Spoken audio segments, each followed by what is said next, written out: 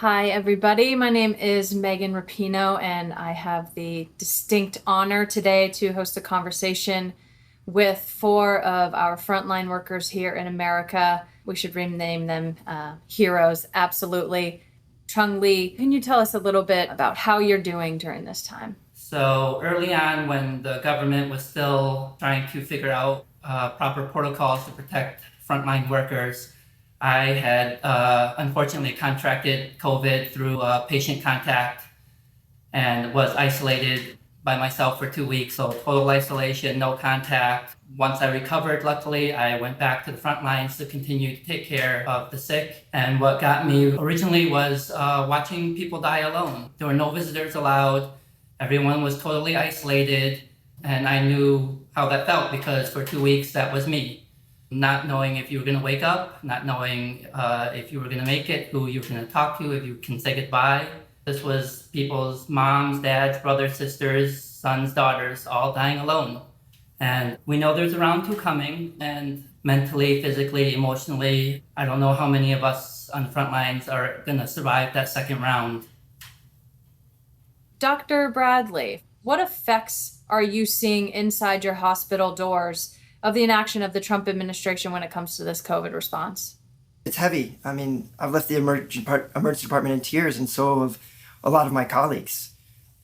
People are exhausted, and we're looking at the tsunami that's coming this winter with COVID and influenza. And I think all of us are wondering, how is our system not going to just collapse? Because if we're not there, when people come with their broken arms, or they come with their heart attacks and strokes or their appendicitis, we're not going to be there. What were you seeing on the front lines in those very early days that you knew it wasn't going to magically disappear? Did you think it was a hoax then? Oh, absolutely. We knew that this was not a hoax. We were certain of it. All of us knew from experience back in 2009 with the swine flu. We knew what a pandemic would look like. We knew that we needed to have the tools and the resources and the plans in place. But then we have the ineptitude and the lack of leadership from this administration. I've seen the worst of the worst. Not only have I answered thousands of calls of people that are sick, but people that are dying. Michelle, tell us a little bit about how it's been for you on the front lines, what your specific role is. As a union nurse, I've been primarily more in the forefront on advocating that our healthcare workers and our patients get the support and the PPE that they need. 10 years ago, I responded to the disaster in Haiti. We were working in a tent hospital after the earthquake.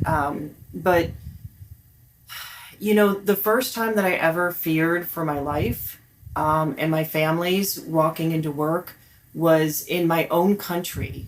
We have the money, we have the means, we have the resources in this country. We are deeply lacking leadership and somebody who cares.